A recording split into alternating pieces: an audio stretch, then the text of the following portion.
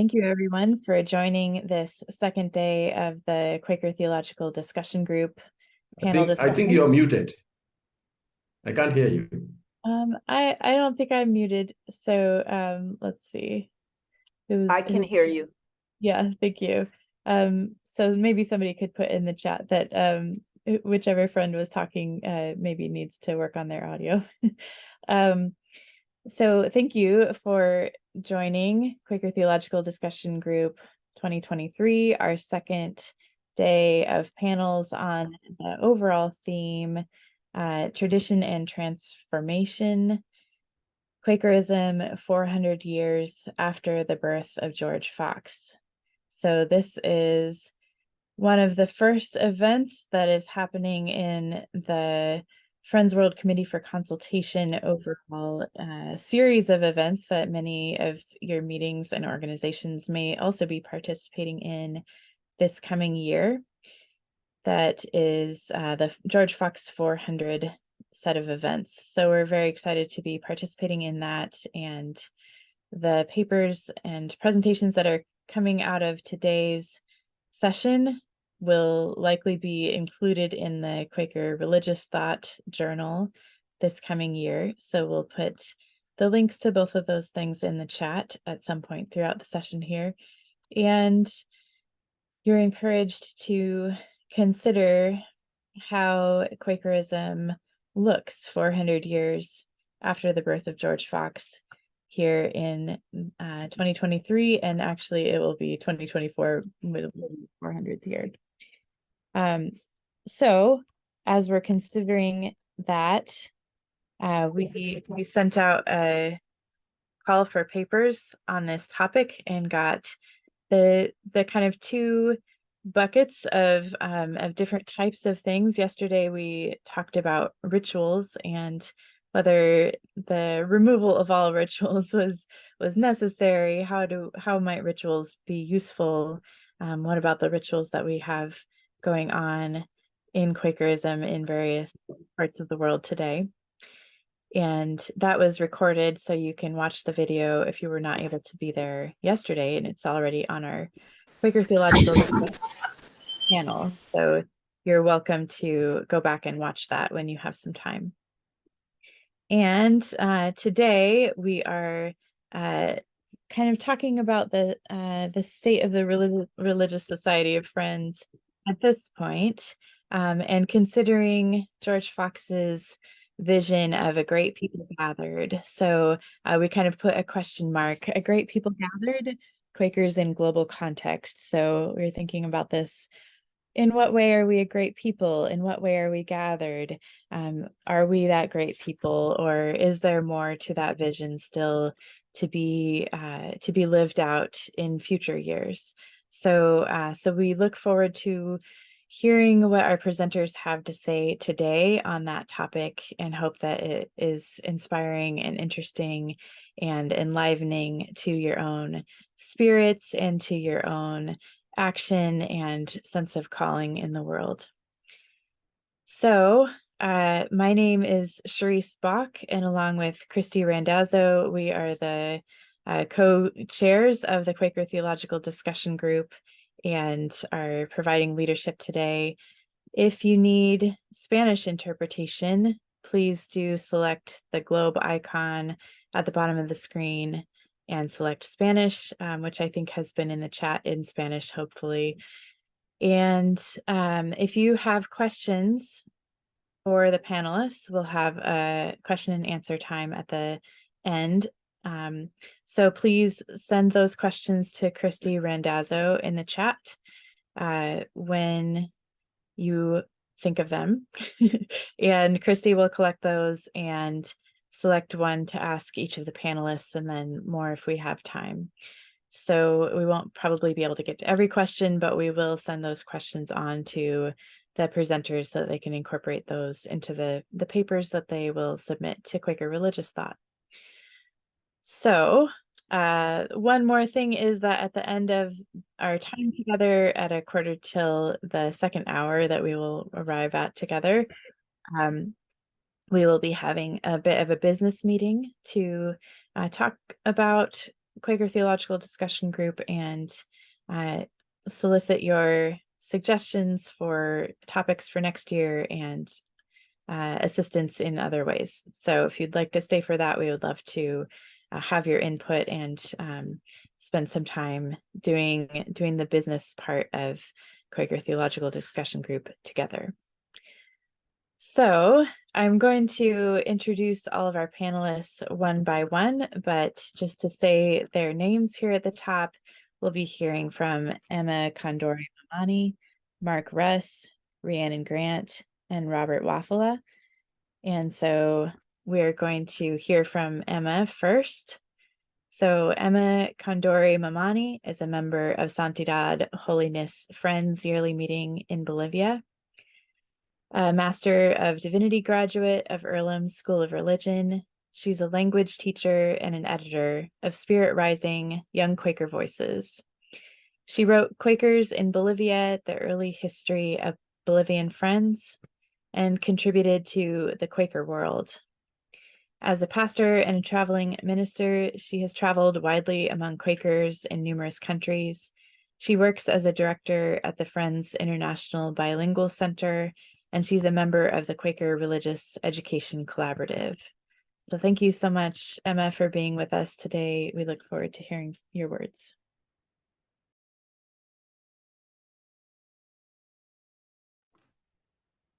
Hello, friends.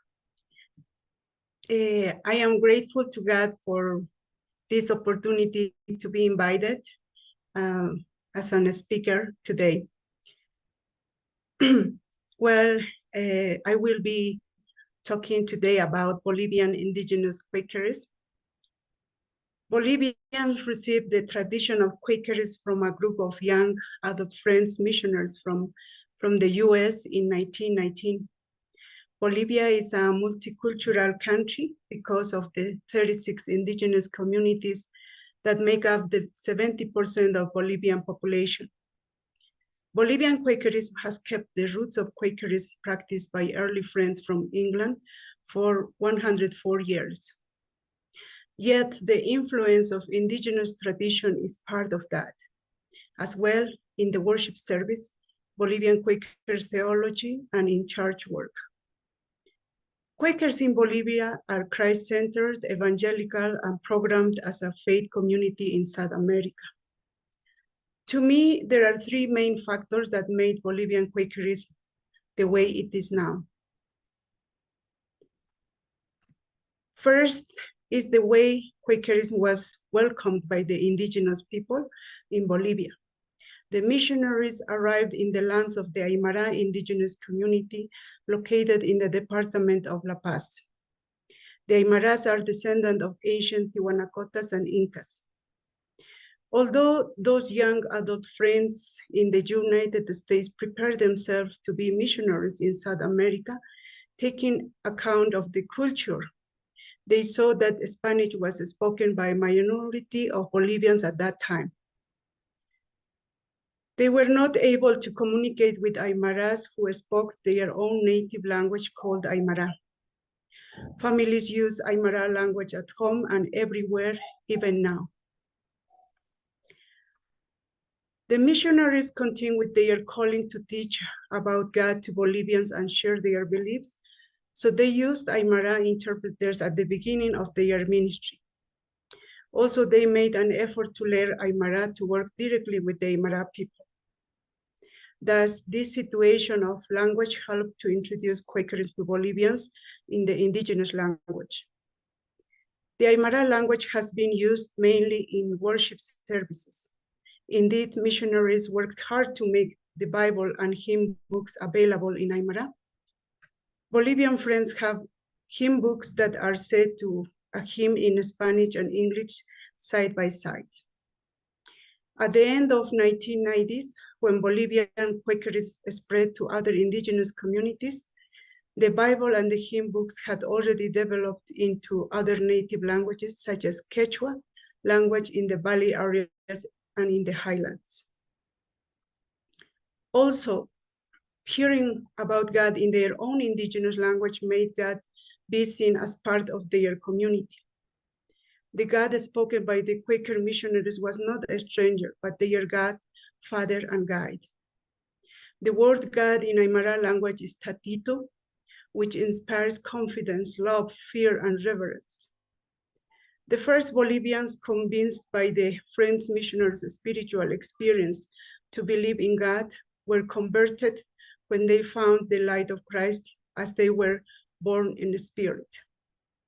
They consecrated their lives to be cleansed from their sin and live a life separated to love God. Within the light of Christ within them, they felt called to serve God in ministry, and soon they became indigenous pastors and leaders.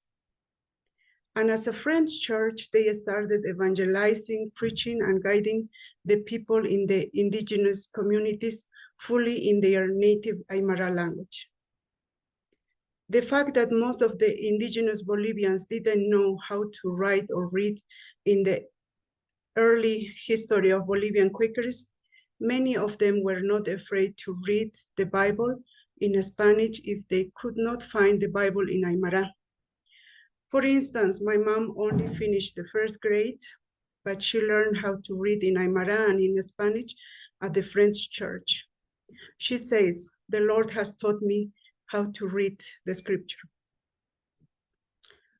First senior pastors and leaders in the church could hardly read in both languages, but whenever they preached or spoke about God, the love and the power of God was felt in the worship room.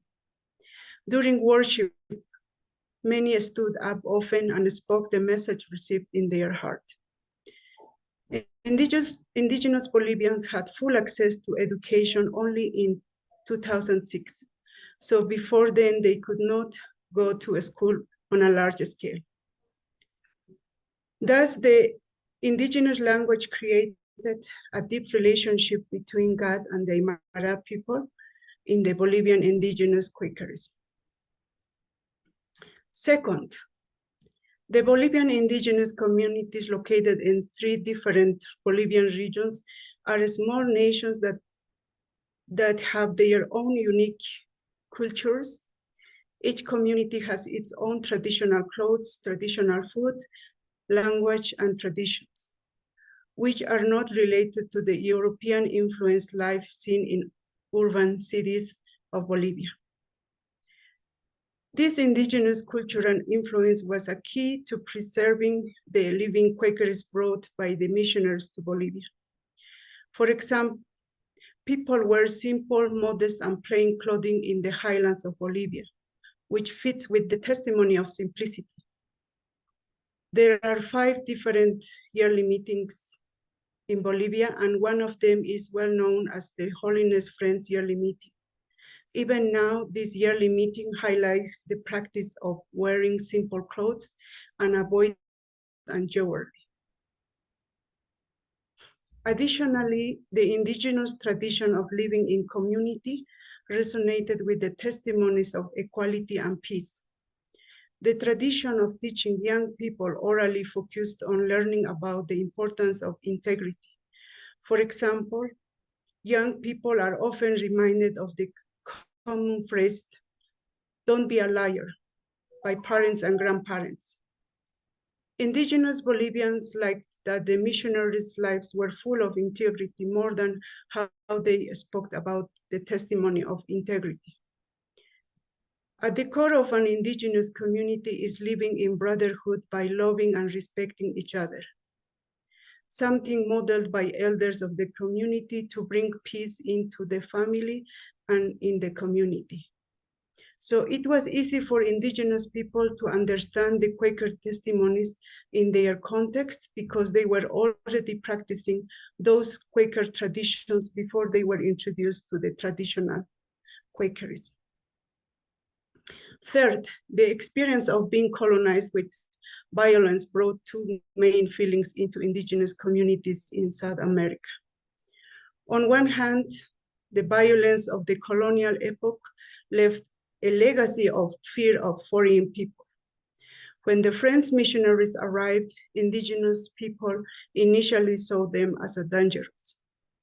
But the Quaker missionaries' approach to daily life, being friendly and working and helping others, made them earn trust from the local people.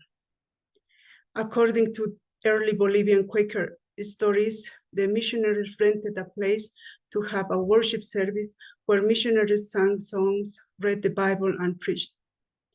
Local people would go there and stand by the building. As they did that, they often got closer to the main door until finally they entered the worship room.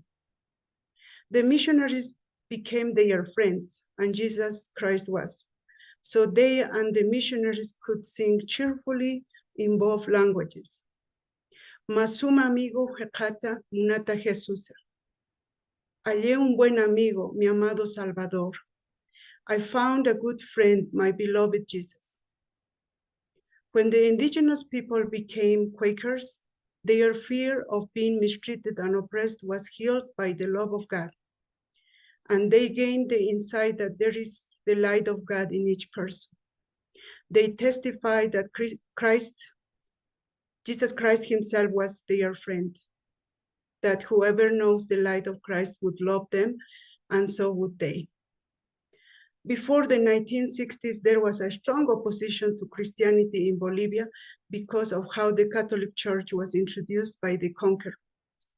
However, early Bolivians, Quakers, visited Bolivian families and indigenous communities as friends, not as Quakers, telling them how the love and the power of God transformed their lives full of joy, and they could understand the wonders of God.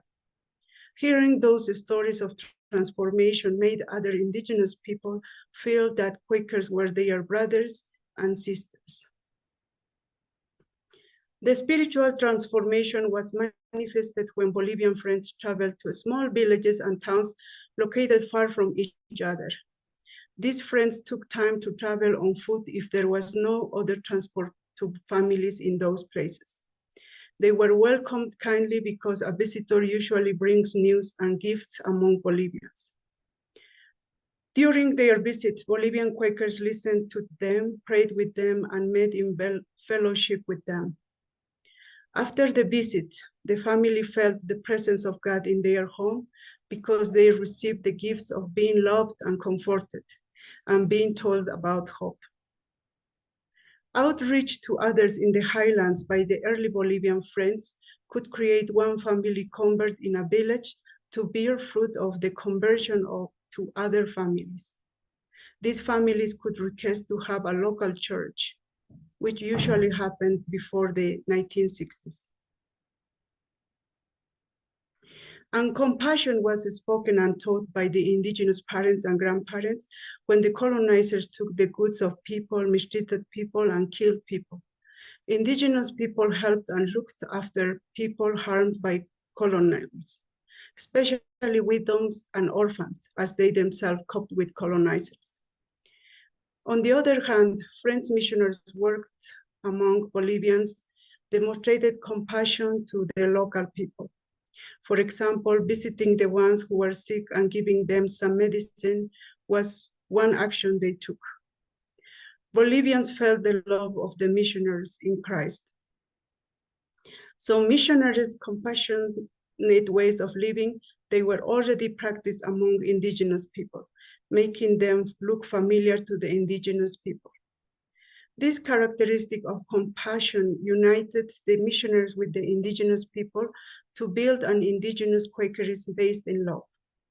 Both Bolivian missionaries and Quakers have shared the gospel among Bolivian, beginning with loving others.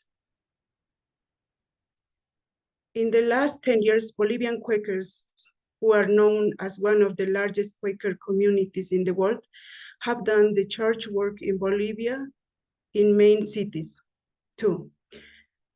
40% of the Quakers are young friends in Bolivia. Many indigenous young people have become professionals in the last decade and have moved into big cities for jobs across the country. They have established Friends churches easily in the cities. These urban Friends churches are modern, but their faith and practice are rooted in the indigenous Bolivian Quakers. For instance, the Aymara hymns are still sung during the worship service, and sometimes pastors preach in Aymara and Spanish. In conclusion, Bolivian Quakers shaped Quakerism according to their indigenous context and experience. From the beginning of Bolivian Quakerism, many indigenous people were convinced as a result of other Bolivian Quakers' spiritual experience rather than by Quaker practice and philosophy. When Quakerism started in Bolivia, written doctrine or spiritual writings were not used much to invite indigenous people to join the French church. Nevertheless, the experience of being converted affirmed their spiritual life. Most indigenous Quakers went through a process of encountering the Lord, the divine, or the inner light, from which others see that Christ dwells in them. They do daily spiritual practice such as Bible reading, prayers, and meeting for worship to live a full of faith and the Spirit of God. Thank you.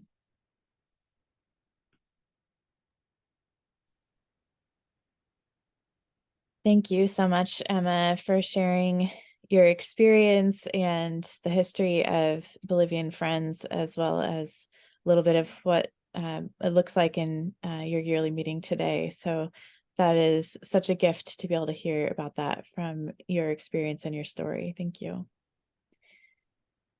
We can take a moment to let that settle, and if questions are rising in you, feel free to put them in the chat and send those to Christy Randazzo, so you can find their name. And next, we will be hearing our second paper from Mark Russ. So Mark Russ is a PhD student at the University of Nottingham in England. He's researching how whiteness shaped liberal Quaker theology in Britain. Previously, Mark was a programs coordinator at the Woodbrook Quaker Study Center. Mark blogs at jollyquaker.com and is the author of Quaker Shaped Christianity, How the Jesus Story and the Quaker Way Fit Together, and the forthcoming The Spirit of Freedom, Quaker Shaped Christian Theology. So Mark, thank you for being with us and sharing. Thank you so much. It's such a pleasure to be on this panel and be with you all today. So I've changed the title of this paper from the advertised ones just slightly. So the title of this paper is Whiteness and the Quaker Universalist Discourse in Britain. Nearly a century ago, in his 1924 Swarthmore lecture, The Inner Light and Modern Thought, Gerald Hibbert wrote, quote, George Fox, like all men, was to some extent limited by the conditions of his time. He could not see the implications of his message as clearly as we can see them today. Our horizon has widened, our knowledge of God and man has deepened, and without any conceit, we can say we understand his message better than he did himself, end quote. In this statement, Hibbert expresses themes that would be developed by the Quaker Universalist group, which was formed within Britain Yearly Meeting in 1978, and at the time of writing has published a series of 45 pamphlets. Their statement of principle reads, quote, spiritual awareness is accessible to everyone of any religion or none, and no one person and no one faith has the final revelation or monopoly of truth, end quote. Within Christian theology, this position is better known as pluralism, the term universalism being reserved for the belief that all will be brought to salvation. However, in keeping with popular Quaker usage in Britain, in this paper, I use universalism to refer to the pluralist position of the Quaker Universalist group. The idea that Fox was limited by the conditions of his time reappears within the Quaker Universalist discourse as a strong distinction between religion and culture, or between spirituality and religion, the former being the universal spiritual essence of religion, and the latter being the cultural clothing around this essence. In the 1977 lecture that inspired the formation of the Quaker Universalist group and became its first pamphlet, John Linton quotes the words of Catherine Wilson, quote, "Would it be true to say that Quakerism is not so much one specific sect of Christianity or one specific religion as the core that makes the center of every religion? It may be that Friends did not discover anything new at all, but only what is at the heart of all religions if free from their cultural trappings." End quote. In this paper, I do not address George Fox's message or his cultural limitations. Rather, I turn this question back onto the Quaker Universalist discourse itself. How is the theology of the Quaker Universalist group shaped by the conditions of its time? It is important to state at the outset that a strong distinction between an inward religious experience and outward cultural clothing is unsustainable.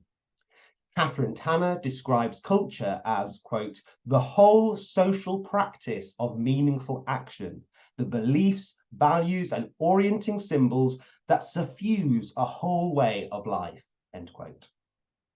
Culture cannot be isolated from our experience of the world, including our religious experience. If George Fox's message was culturally shaped, then so is that of the Quaker Universalist group. Drawing on the first 20 years of Quaker Universalist group pamphlets, I suggest that Quaker Universalism has not discovered a religious essence free from cultural trappings, but is itself a cultural production and bears the marks of a culture of whiteness. I will first describe whiteness and some of its characteristics before suggesting how these characteristics appear within the Quaker Universalist discourse. In brief, whiteness is a phenomenon of modernity created and perpetuated to benefit a particular kind of pale-skinned European and is intimately related to the colonial endeavors of various European nations. Whiteness manifests in various ways, including in terror and in supremacy, but the two characteristics of whiteness I focus on here are whiteness and space and whiteness and time. Firstly, whiteness is a way of experiencing space. Whiteness places a particular kind of pale-skinned European at the center of the universe. From this place at the center, whiteness sets the norms of beauty, goodness, and truth. We can see this at work in the late 18th and early 19th centuries, when the British domination of India brought Europeans into more intimate contact with religions other than Christianity, Judaism, and Islam. European scholars known as Orientalists acquired copies of ancient Hindu and Buddhist texts. Coming from Christian Europe, where the Bible held a central role within Christianity, particularly in its Protestant forms, these Orientalists believed that the pure essence of a religion is found in its original texts. Because they possessed texts such as the Bhagavad Gita and sayings of the Buddha, they believed they had a better understanding of these religious traditions than even practicing Hindus and Buddhists. The Orientalists saw everything they encountered through a lens of European norms, placing themselves at the center and judging everything else by white standards. Secondly, whiteness is a way of understanding time. Whiteness places itself at the forefront of progress, whether technologically or morally. We can look again to the Orientalists for an example of this dynamic. In encountering unfamiliar religious texts, Europeans encountered unfamiliar languages, such as Sanskrit. This gave birth to the academic study of language known as philology. Early philologists grouped languages into families, the two major groupings being Indo-European or Aryan languages, including English, German, Latin, Greek, and Sanskrit, and Semitic languages, including Arabic and Hebrew. This system was explicitly racialized by the linguist Wilhelm von Humboldt, who understood language as encapsulating the collective spirit of a nation. Humboldt graded these languages according to the purity and rationality of their grammar, placing Sanskrit and Classical Greek at the top, and Hebrew and Arabic at the bottom. Buddhism and Hinduism, considered to be Aryan faiths, were seen to contain the greatest promise for the religion of the future. Christianity was included within the Aryan fold, as Jesus was seen to transcend his Judaism. Judaism and Islam, being Semitic religions, were seen as religions of the past, with the exceptions of the Kabbalah and Sufism. White Europeans, who were used to tracing their ancestry back to ancient Greece, could now trace their ancestry to ancient India, continuing to place themselves at the forefront of progress and freedom. I suggest that these two characteristics of whiteness re-emerge in the Quaker Universalist discourse. Firstly, I suggest that Quaker Universalism demonstrates a white perspective of space. From its position at the center, whiteness surveys everything around it, but often fails to see its own position. James Perkinson describes whiteness as the eye that cannot see itself. Universalists repeat this characteristic by claiming to have discovered that which is outside of culture. Quaker Universalist group pamphlet author Jean Hardy writes that, quote, "A fundamental part of universalism needs to be a relative indifference to forms," end quote, meaning the outward cultural manifestations of religion. In these pamphlets, the great religions of the world are conceived of as discrete, unmixable cultures, whilst the perennial true religion that transcends culture is seen as present in all or most faiths, and particularly present in mystical Quakerism. Those religions thought to be especially rooted in a specific history, such as Judaism, Islam, and Christianity, are considered too cultural and parochial, whereas those Eastern religions, interpreted as mystical and transcending time and place, are seen as a necessary corrective. This dichotomy between parochial particulars and the mystically universal obscures the fact that universalism is itself a parochial faith position in the tradition of white Kantian liberal modernity. By making a distinction between cultural religions and mystical religions, Quaker Universalists repeat the racialized Semitic Aryan distinction of the 19th century Orientalists, except now Christianity has joined the Semitic religions as far too parochial. Just as whiteness is the eye that cannot see itself, this universalist position cannot see itself as a cultural production. Quaker Universalism also demonstrates a white understanding of time, where that which is white is placed at the forefront of progress. The pamphlet authors see both Quakerism and the faiths of the East as essentially mystical. This leads John Linton to see Quakerism as uniquely placed to, quote, "create a synthesis of Eastern and Western thinking of intellect and intuition," end quote. Quakerism comes to be placed at the forefront of religious progress. Harold Dowell understands Quakerism as part of an evolutionary process, and writing in 1990, erroneously and astonishingly states that, quote, "Universalism is the most significant growing point in worldwide Quakerism at the present time," end quote. Lorna Marsden writes in 1986 that considering the rise of interest in yoga and Eastern religions, quote, our natural place as Quakers should be in the forefront of necessary contemporary change, end quote.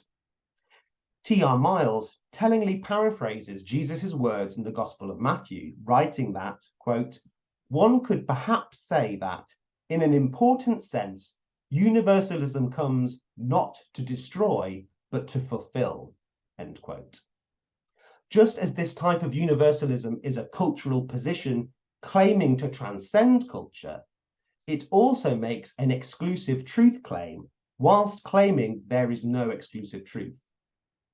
Linton writes that, quote, religious intolerance can only be countered by the abandonment of all claims to superiority, end quote, but also envisages Quakerism as, quote, a worldwide religion without any particular bias, enshrining the supreme truths of all religions, end quote.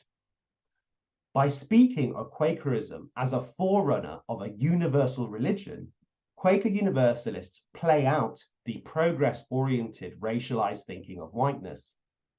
Quakerism is placed at the forefront of spiritual evolution, and so repeats the white understanding of time. I suggest that Quaker Universalism is shaped by the conditions of time and place, including the conditions of whiteness.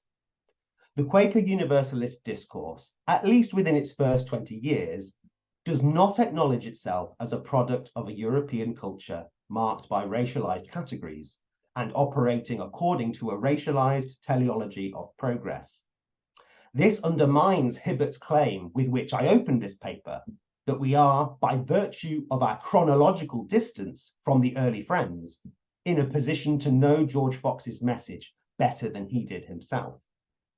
If we do not understand our own cultural location, then our reading of Fox and his message may well be distorted by the various unexamined cultural lenses we bring to our study of early Friends, including the lens of whiteness.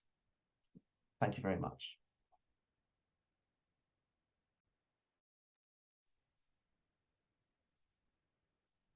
Thank you very much.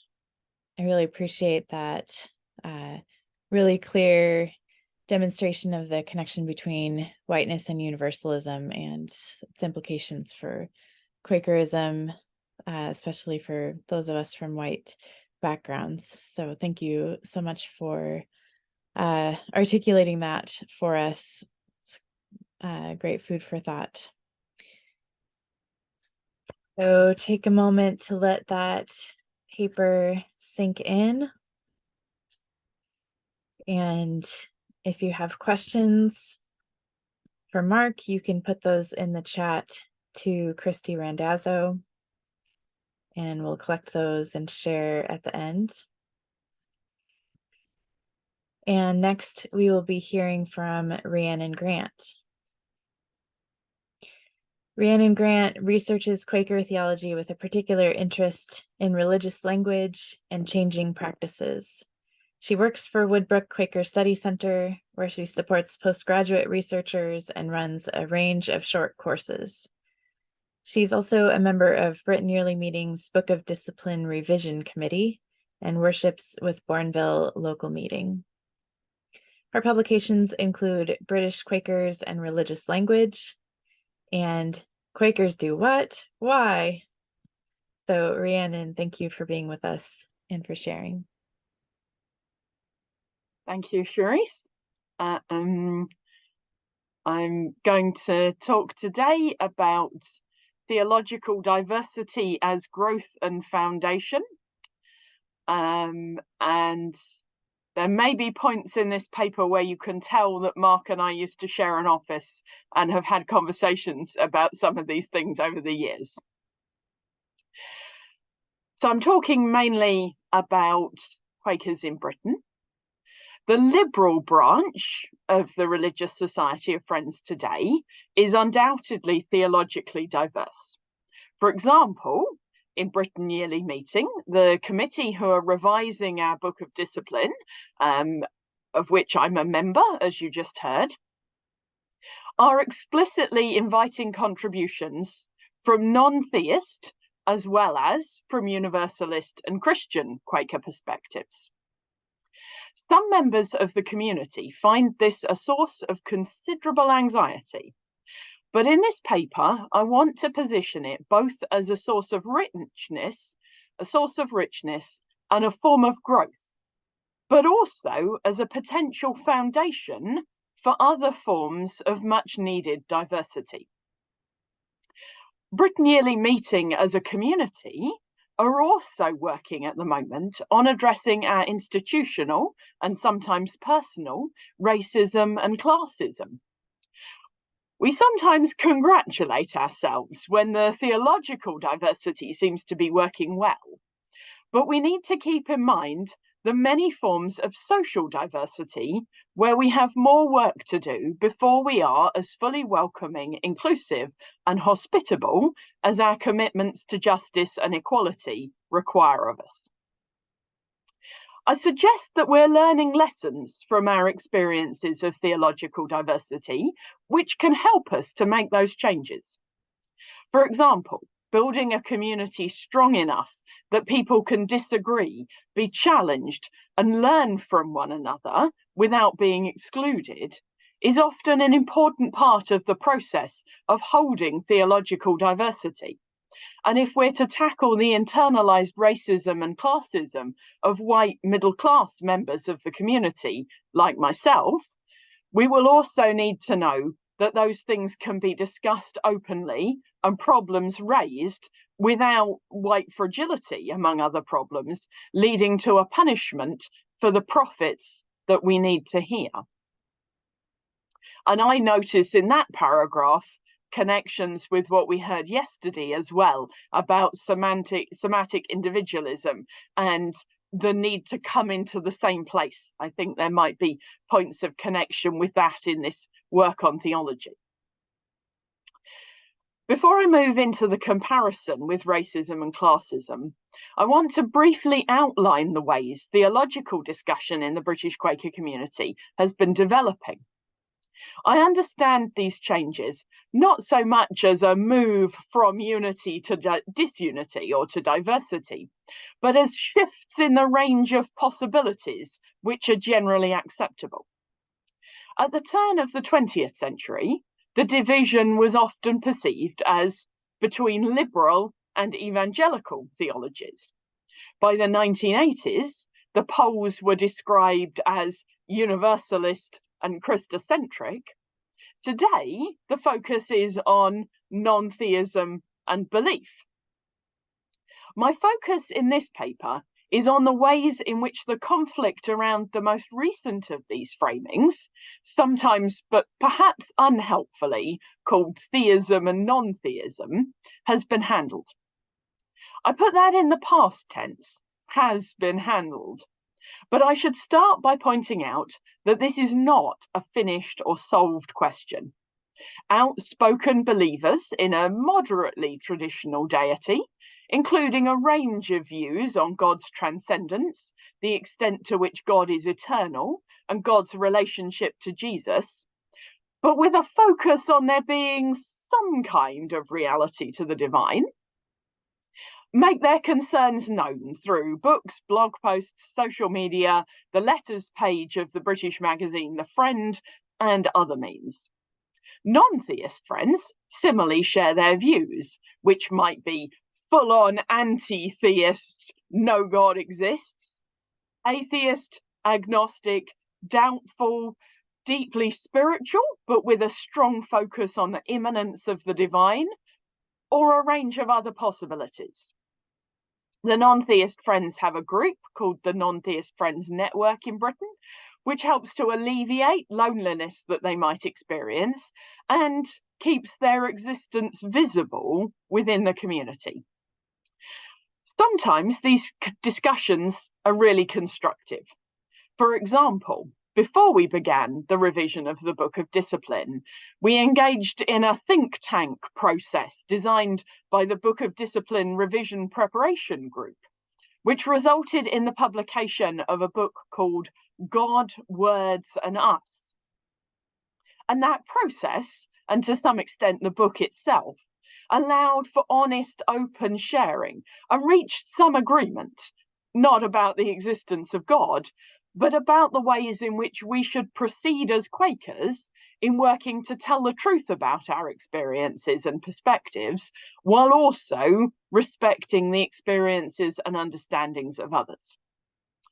Of course, there are also discussions in this area which are not productive, and some of those experiences lead to extended periods of silencing in meetings, not the prayerful listening silence which we associate with unprogrammed Quaker meeting for worship, but a fearful, repressed silence in which people both refrain from speaking and from listening because they don't want to hurt others or to be hurt, and perhaps worry that their community will be damaged if the differences of opinion within it become obvious.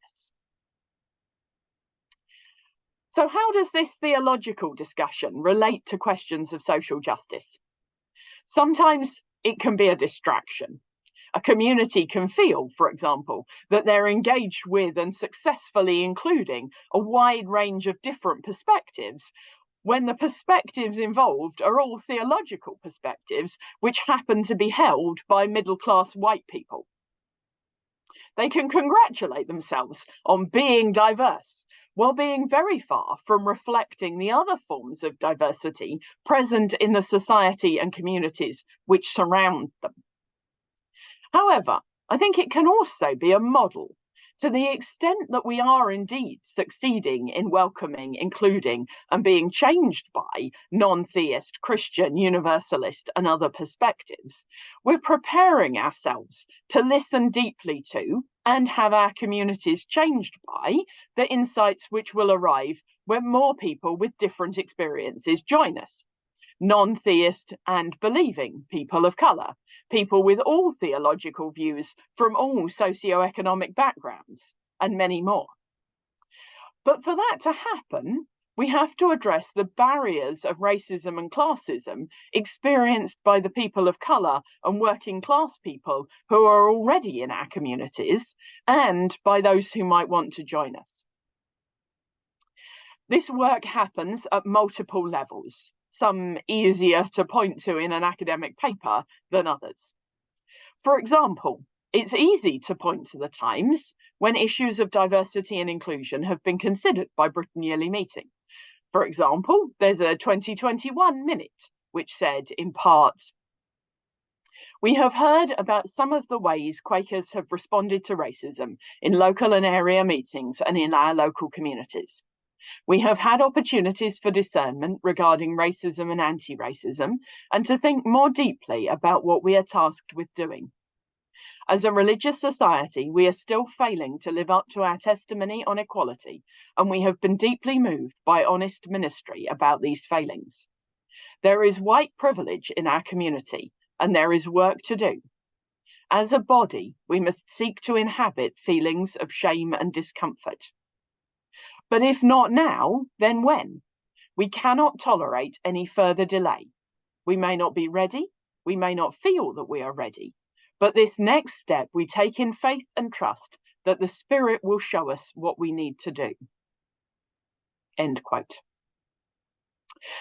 There are also research projects, courses, and other public events which indicate the direction of travel.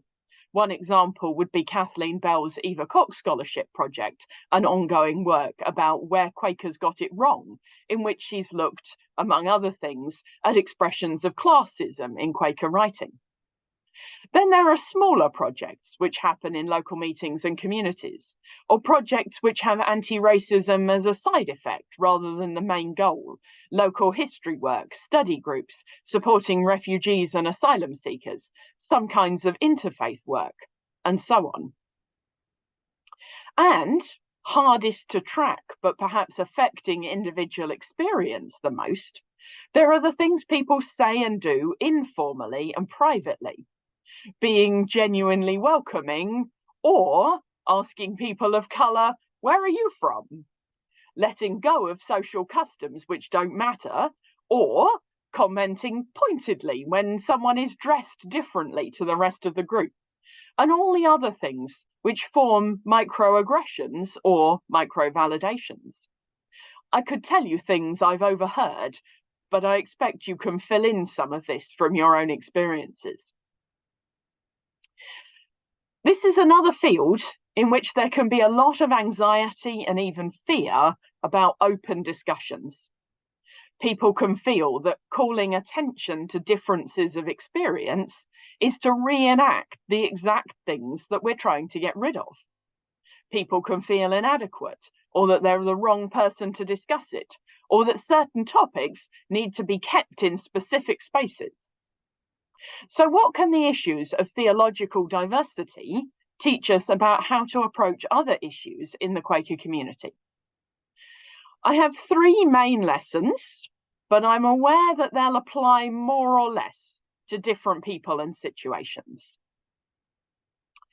The first lesson is that some of us need to do the work to uncover what we actually think and feel. In the field of theological diversity, this is often those of us who assume that everyone in the community will agree, although it can also be needed when the silence of Quaker practice has been used as a way to escape questions rather than explore them.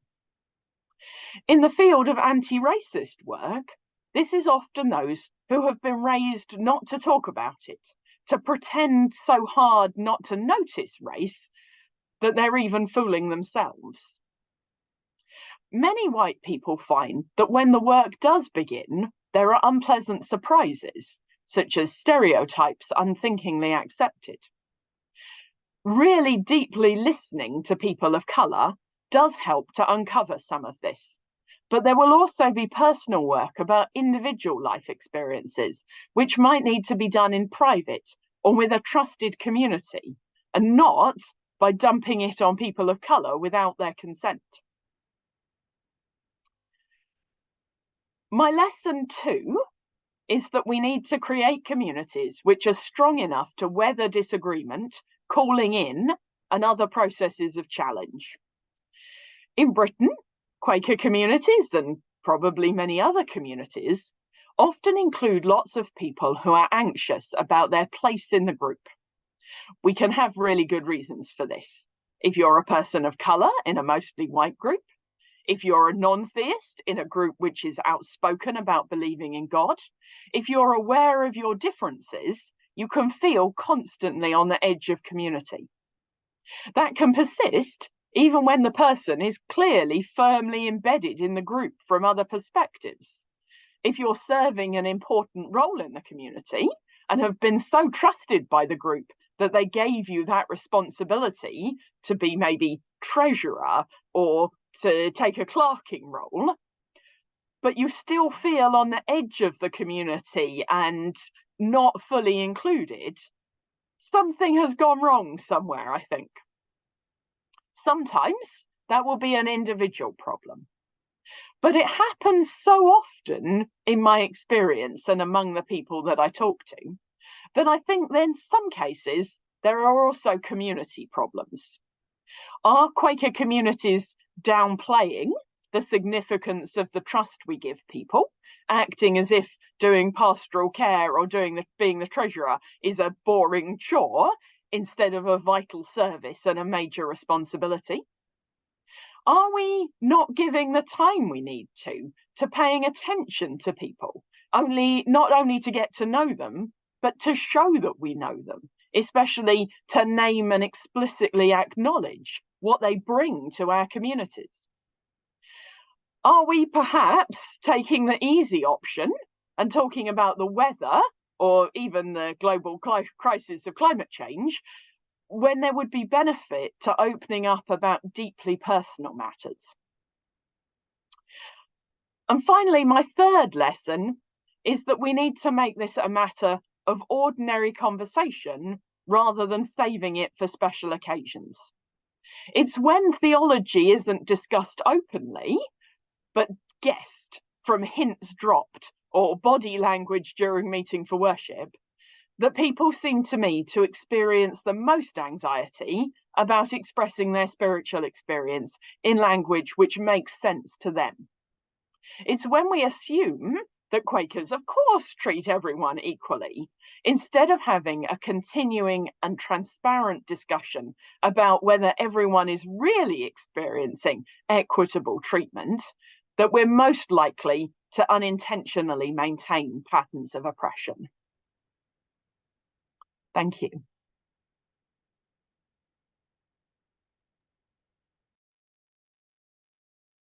Thank you, Rhiannon. Really appreciate your way of bringing out how these topics can be both beneficial in helping us grow, as well as challenges that we do need to pay attention to. And thanks for the recommendations at the end. That really helps to concretize how we can move forward. So thank you for that. All right, so a moment to reflect and let Rhiannon's words settle in our hearts. And as questions rise in you, you can put those in the chat to Christy Randazzo. We'll collect those. And we have one more paper. So last but not least, we will hear from Robert J. Wafula. Robert J. Wafula is principal of Friends Theological College, Kaimosi in Kenya, a former pastoral minister of Friends International Center, Nairobi.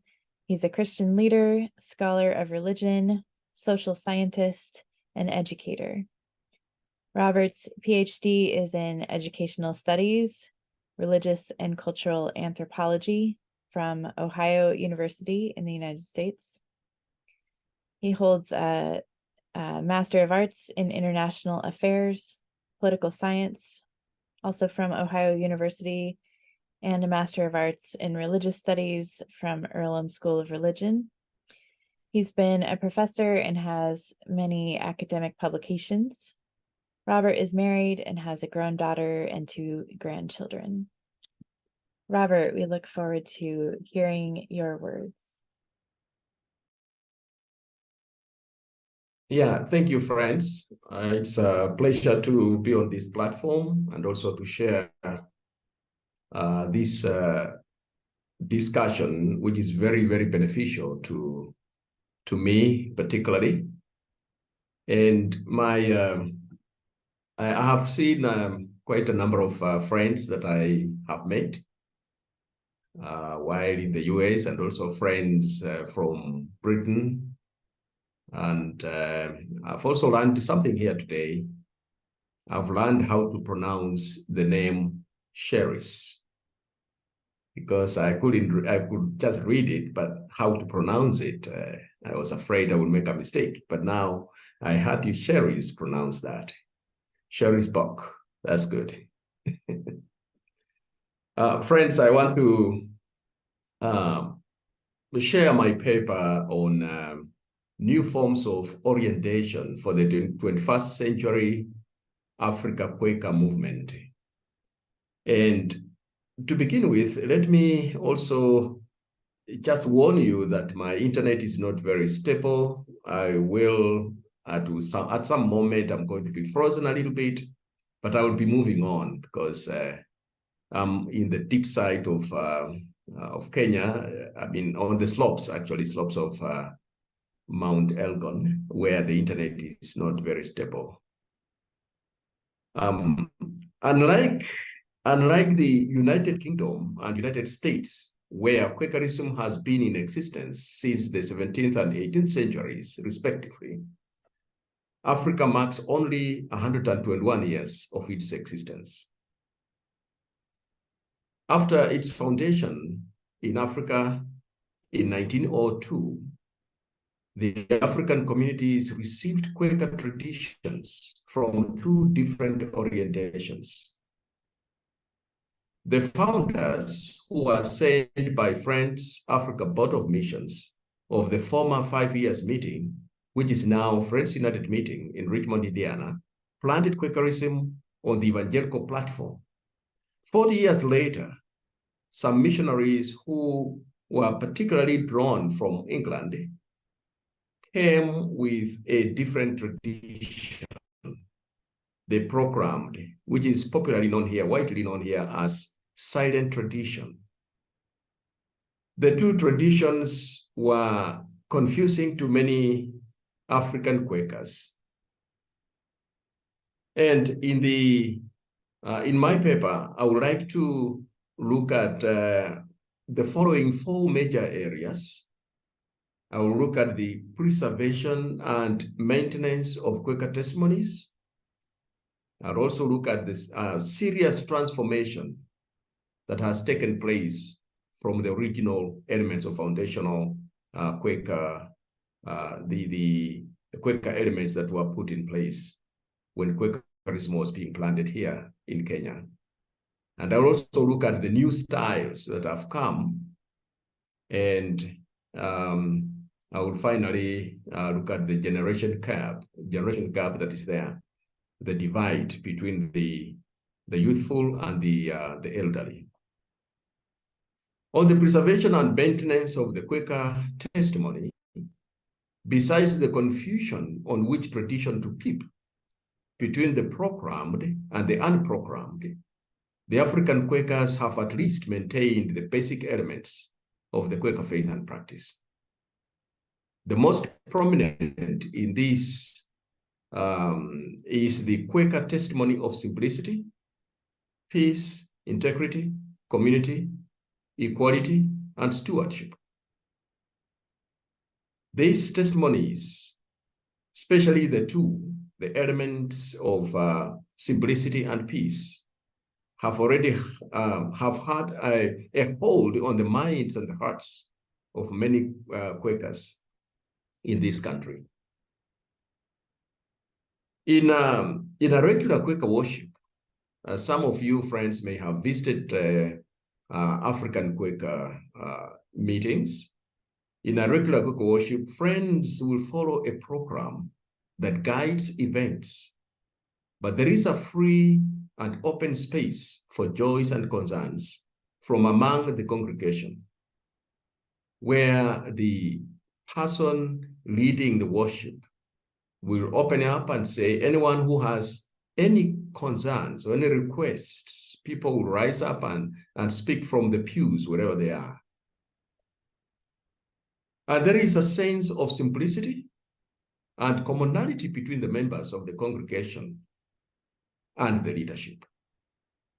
Proclaimed meetings have a pastoral minister who brings the message, but on the equal level with the congregation. No special dressing or professional or preferential treatment of any of the leaders. However, each of the leaders, the presiding clerk, and the pastoral minister are given their respect and space in order to operate among the equals. The testimony of peace among Kenyan Quakers has gained more prominence, especially within the Kenyan General Society. The Friends Church Peace Initiative plays a prominent role, especially among the communities that engage in conflict with one another.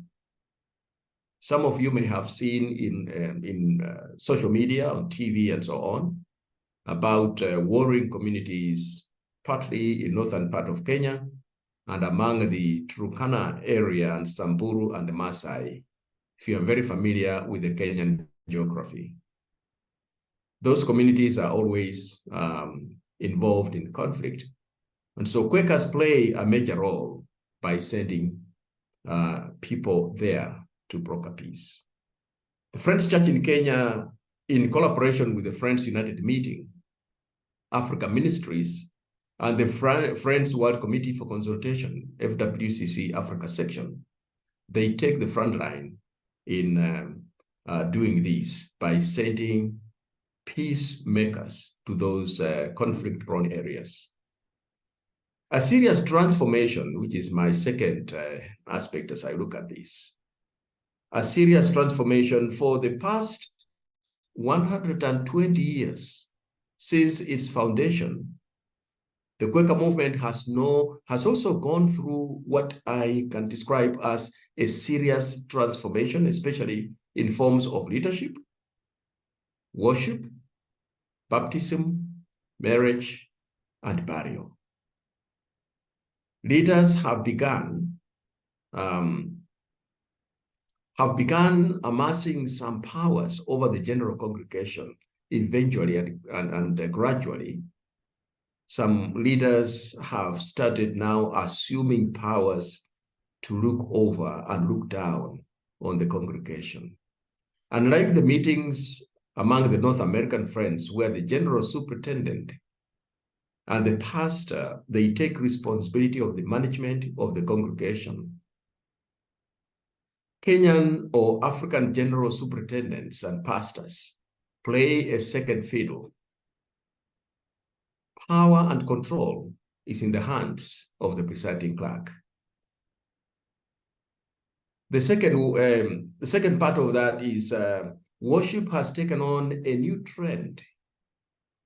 Worship begins, worship begins and are no longer using written hymnals.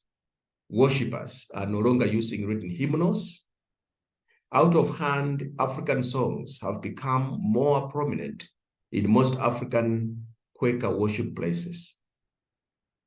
Most worship services are largely spiced by what I can rate as a deafening instrumentation, playing of the organ, guitars, drums, and all kinds of instrumentation that would, in most cases, downplay the lyrics. They drown the lyrics of the song being sung.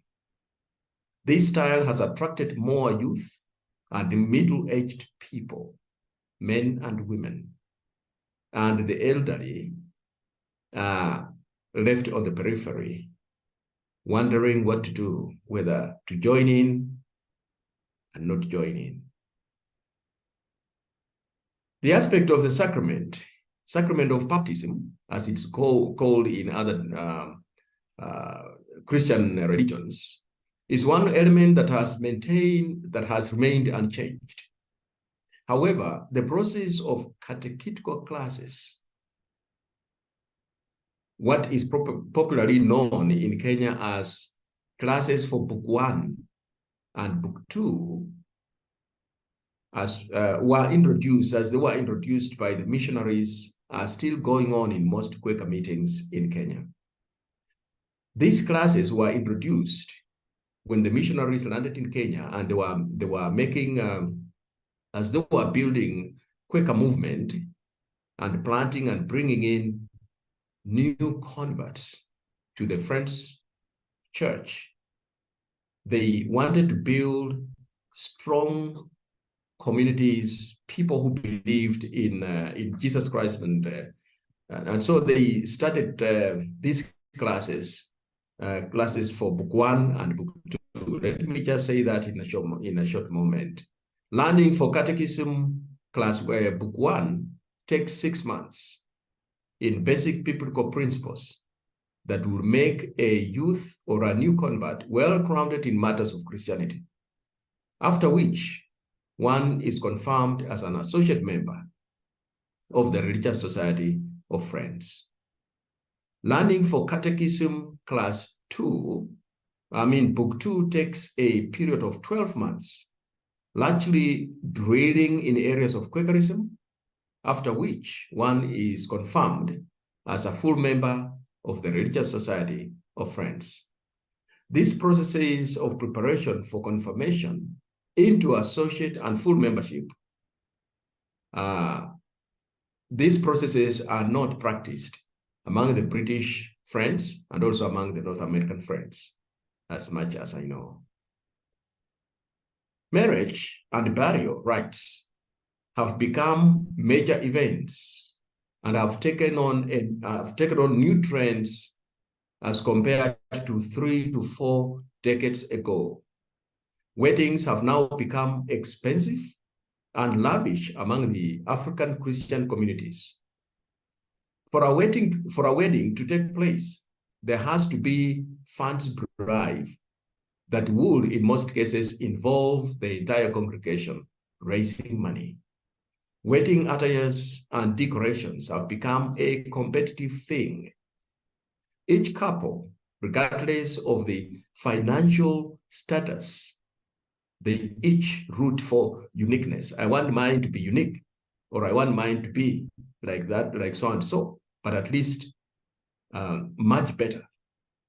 Some wedding preparations take place between 6 to 10 months, raising money from church members, from friends, and from relatives. Funeral rites take almost similar traits, like marriages. The date is well preserved in the mortuary between 2 to 4 weeks, as relatives raise money that will feed the crowds at the funeral site. Ironically, someone will die in hospital due to lack of funds to pay the bills, hospital bills. But the moment someone dies, money begins flowing in together for funeral. Then I come to the point number 3, new styles that have come into the Quaker movement. Most of the new styles have found their way into the Quaker movement from the religious movements, especially among the new evangelical and Pentecostal Christian movements. There is a new element of saying something to God during the 21st century Quaker worship meetings. This has taken the form of open worship among the British and North American Friends. For the former groups, among the British and North American Friends, we have open worship that's normally silent, but one can vocalize prayer or concern as the Spirit leads when you rise up and say what God has put on your heart, and then you sit down. But for the latter, for the Kenyan Quakers, prayer is an open worship. It's always vocalized. Each one is standing and saying something loudly.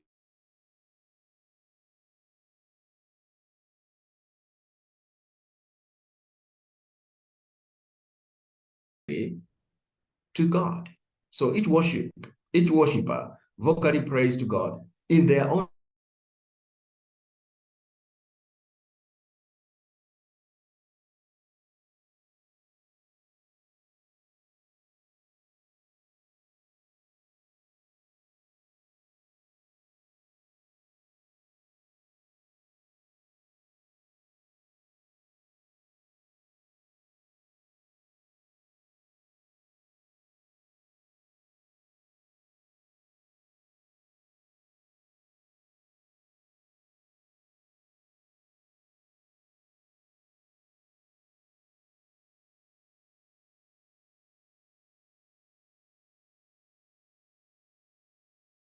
language, or sometimes in one similar.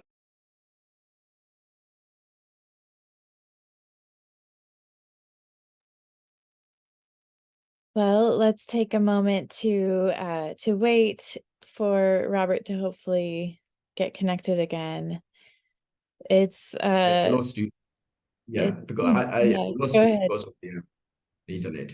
Yeah. Yeah, thank But you. Glad you're back. I had come to the end of my presentation. Thank you so much for listening. Yeah, did you want to say one small paragraph or something about your 4th point? Yeah. My final point, I said the generation gap to the young and the middle-aged Quaker generations. These new styles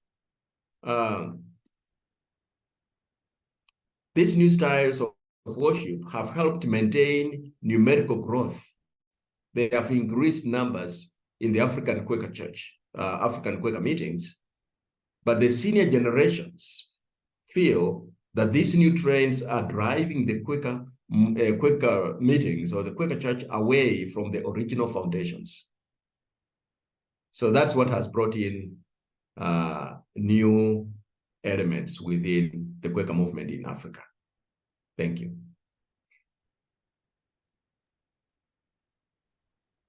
All right.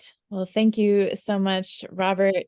We're really glad that you're able to be here, and sorry the connection isn't better, but it did pretty well up until very close to the end. So that's really great that we could hear your message clearly and learn a lot about the ways that friends in Kenya have kind of developed and things that are happening today. So thank you so much for sharing that with us.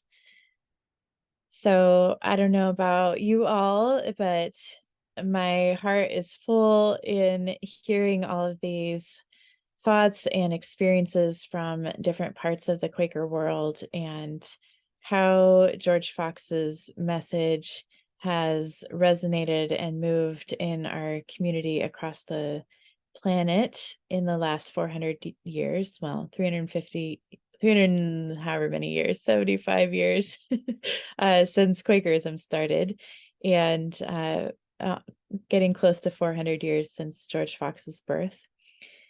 And at the same time, things that we recognize we still need to work on as a religious society of friends on this planet. So thank you to those who have been sending in questions. To Christy, if you have questions about what Robert just shared, feel free to send those to Christy, and Christy will select one that we'll start with for each of the panelists, and then see where we go from there. So we'll just go through each of you in probably the order that you spoke again.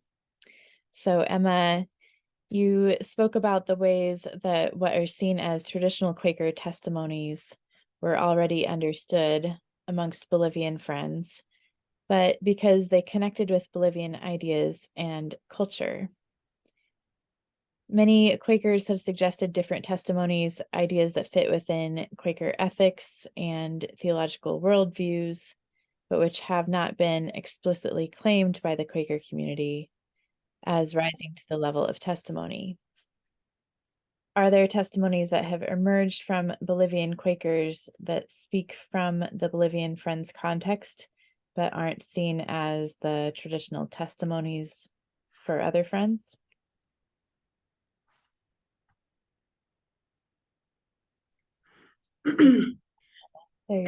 Yes, I think for me it has been very interesting as we celebrated 100 years of anniversary of Quakers in Bolivia.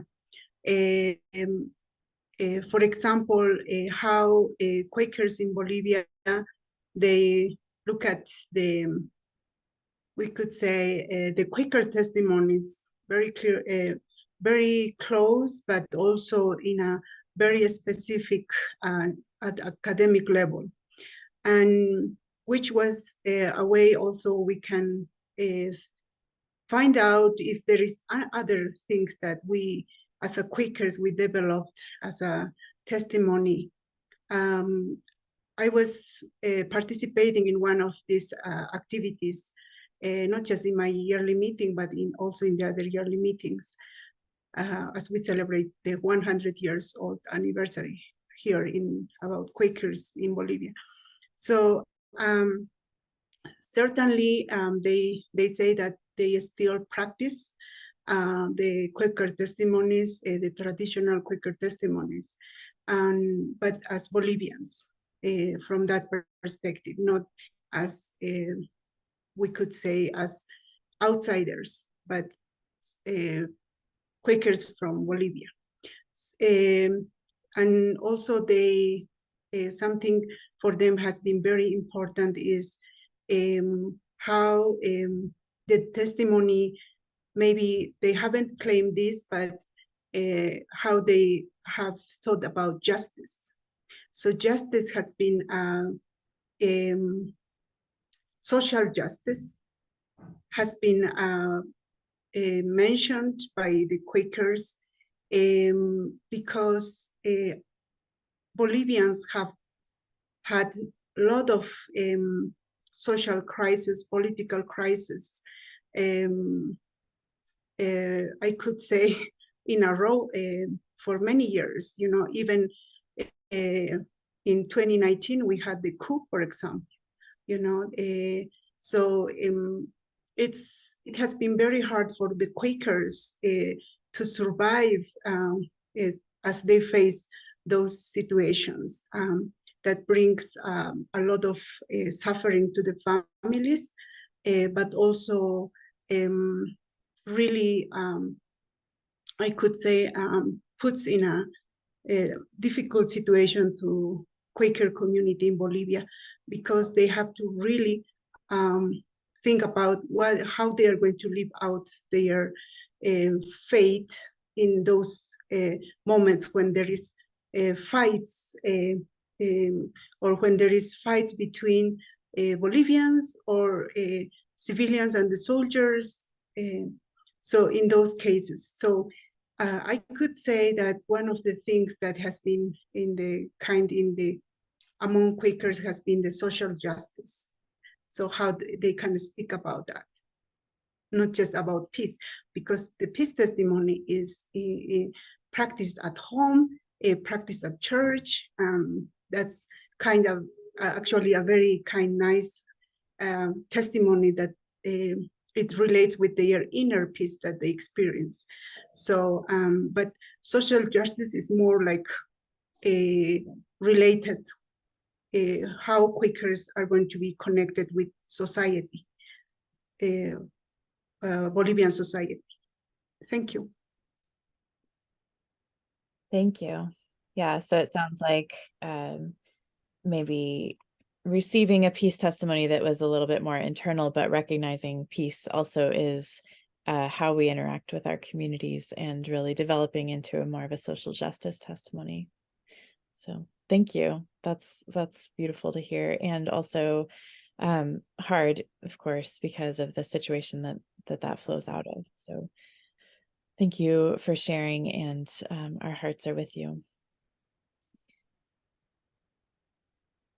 Mark, we'd like to hear more about the word re-emerge in your talk, that was the moment of historical discontinuity, that something happened in the 1970s, which revitalized or resuscitated the universalist or existentialist emphasis in liberal Quakerism. Had the universal element gone dormant and been something that then came back, or is this something new that was emerging later on? So was it something kind of original to the movement that reemerged, or was it something that you're identifying as a new element?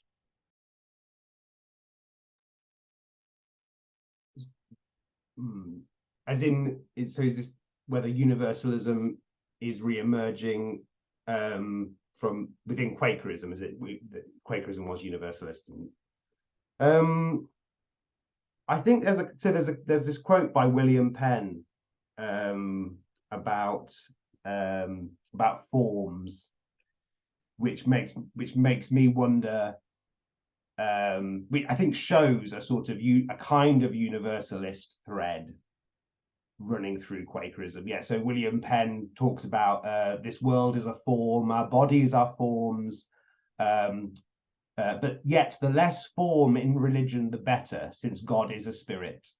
So that gets into, I mean, I feel I need to go back to Penn and work out what was he talking about. I think Penn is interpreted within the universalist discourse as this is universal. This is sort of the universal heart of Quakerism.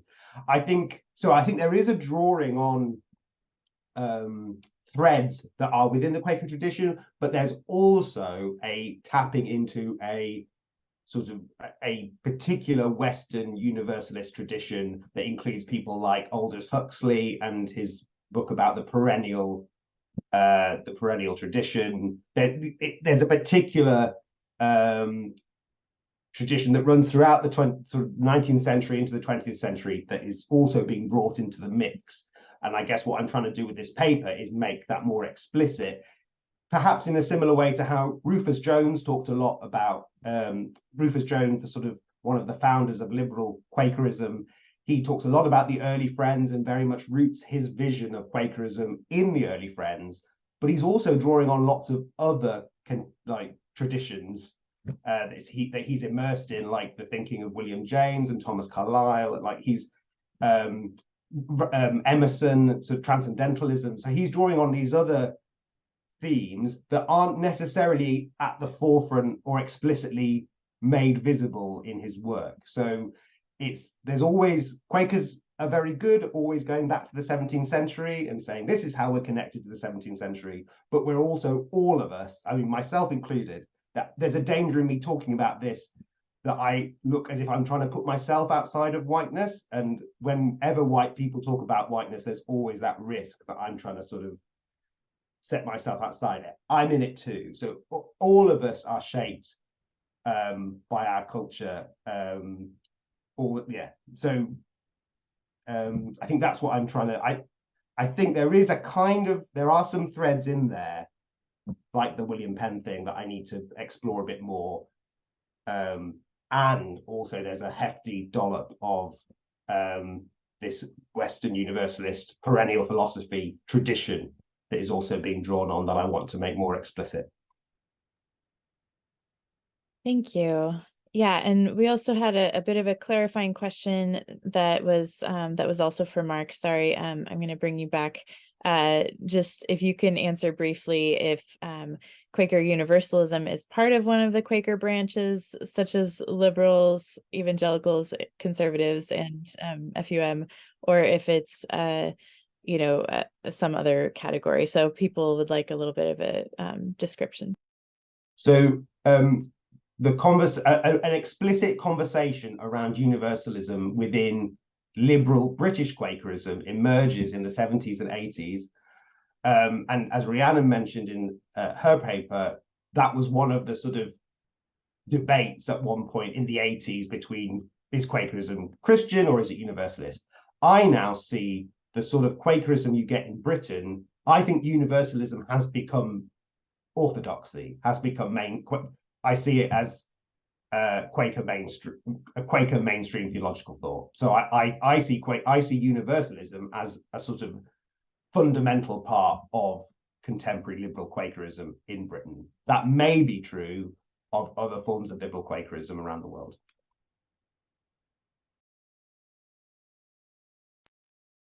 Thanks. Yeah, so it's not officially its own branch, but it is very incorporated into many liberal Quaker meetings and yearly meetings. Thank you.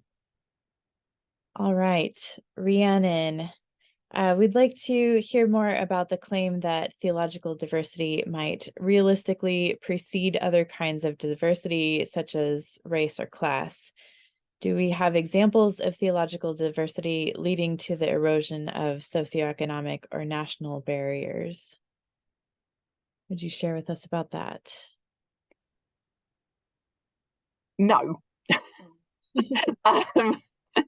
Because I think this is a good theory that I have, and I can think of some places where some of those things might be happening, but this is more like we were hearing yesterday about the idea of midweek meetings. It's more like an idea or a suggestion than something that is a historical fact.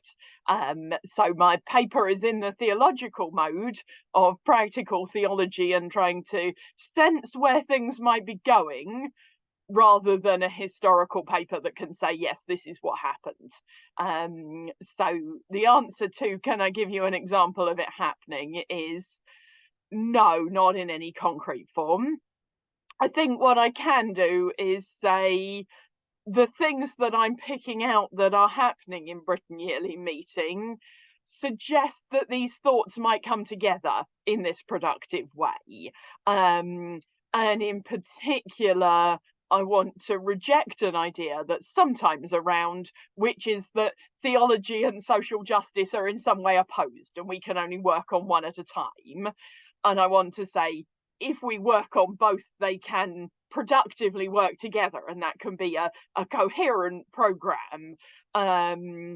But detecting those changes happening, especially because, as I said in the paper, a lot of them are private, a lot of them are informal, a lot of them happen in one meeting at one speed, and down the road it might be very different. At this stage, we're not in a position to make those kinds of historical claims.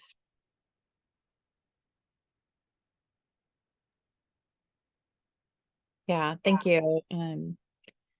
I think that that kind of underneath that is this realistically possible? Can we get just from all thinking different things to actually being diverse human beings from a range of races and socioeconomic statuses?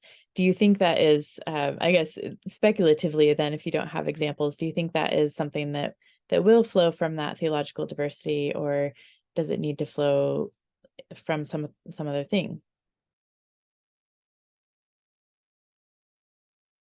I hope that these things can work together, even if one doesn't flow directly from another. I think there are also other factors. So the general social and political climate, movements like Black Lives Matter that have brought these issues to the attention of people in Britain much more widely, are also important factors. But I think it's it's as much about hoping and perhaps working to make it possible by laying out the possibility, rather than being able to say, yeah, this is what's happening. Yeah, thank you. I think these are important things to struggle with, so I appreciate you putting them into words and sending us in a hopeful direction, even if we don't know for sure how these things work when put into practice. But it's a beautiful thing to consider and wrestle with in our meetings. So thank you. And Robert, thank you for sharing about how Quakerism was brought to Kenya and how it's being expressed now. One of the things that we would like to hear more about is the two kind of catechetical sessions that you described. And it sounds like the first one is really learning about Christianity.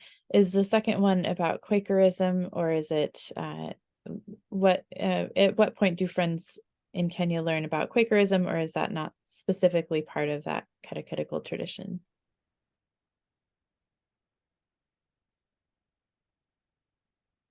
Well, I think, friends, I would just move away from video so that I can put some more strength in the internet. I think you have seen my face already, so you know who is talking.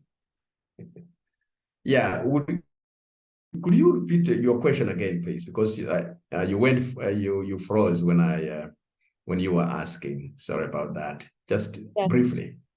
Yeah. Is there part of the two catechetical sessions that is about Quakerism specifically? Well, many meetings in Kenya are considering those two categories for catechism. They are trying to assess to see the value of them. Do we really still need them? Because originally they were only meant to ground new converts, especially those ones who are not Christians, who are just coming in from their African traditional religions, and they had not known anything about Christianity. But right now, families are raising up their children in Christian Christian foundations. And so there are many yearly meetings in Kenya considering that as they do their review their constitutions. Some of them are trying to move away from those catechetical classes, but we still have some who feel that particularly the catechetical class for full membership, which is Book 2, as they call it, that one is specifically to ground people in areas of Quakerism. For me, I feel it's okay. I think if they can leave one, the basic one out, and then maintain the second one, which teaches Quakers, which teaches Christians or members of the religious sort of friends in the areas of why they are Quakers, Quaker testimonies, Quaker foundations. It's very, very important for me. I feel they should maintain that.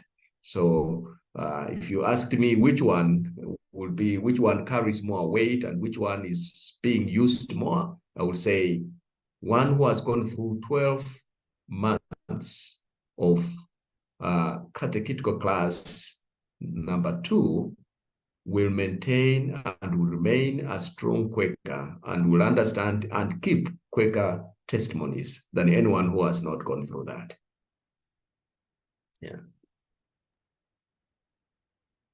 Thank you. Yeah, so it sounds like you're saying maybe we don't need that much formal catechism, but it is really valid and useful to have some training in Quaker specific testimonies and the things that we find important about continuing in our Quaker heritage.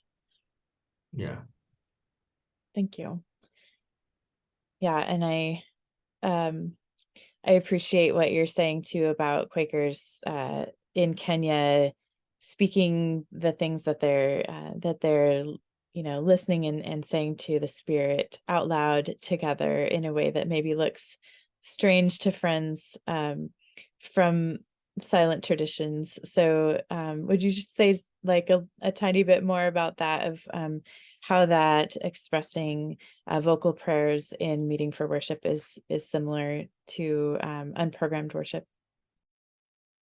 Yes, as I said at the beginning, that the Quaker foundations, when missionaries came here, they founded the Quaker movement on the evangelical ground, and they were evangelical. But somewhere 40 years later, we had some friends from Britain who came and worked alongside with friends from the US, and they differed in their theology. British friends brought silent meeting, silent worship, and the American friends insisted on programmed preaching and so on. So there were some differences in opinion, and but basically African people are people who like music. They like to hear the word, and it's a little bit difficult for the African Christians to concentrate in silent worship. We have tried these because for me, I'm familiar with the two traditions. I have no problem with that. I enjoy both of them, programmed and unprogrammed. And there are moments when we tell our friends, our congregation, to pause for a moment in silence. And when you hear them say, when someone says, let us have silence for at least about 1 minute or 5 minutes, 3 minutes will not be over before they break into singing, talking, and praying aloud. So that in Kenya, there is, I should say, basically one program that is unprogrammed, and that's in Nairobi at Friends International Center. But the rest of the yearly meetings, they are all programmed. But what disturbs me mostly, particularly I should speak for myself, is the new forms of instrumentation, as I said in my paper, that's a little bit disturbing, because there are times their singing can become too loud. The instrumentation drowns the singing, and so you can't hear the lyrics of what people are singing. But what you hear is loud guitar, drumming, and the organ blurring the loudspeakers. in the church. So those are some of the areas that concern me. And when I look at that, I feel we are moving away from our original foundations of the Quaker movement as it was founded here in Kenya. Thank you so much for sharing about that. And I think it gives all of us a little bit more understanding of what Quakerism looks like in different parts of the world and the things that each of our locations where we're practicing Quakerism, things that we're struggling with, as well as things that the Spirit is doing among us. So thank you so much to each of our 4 presenters for being here today, for doing the work to listen about what message to bring this morning or whatever time of day it is for you. I really appreciate your good work and look forward to seeing the papers that emerge out of this this session. And so if you are here today and you're not subscribed to Quaker Religious Thought, you might want to go and subscribe so you can see these papers and the ones from yesterday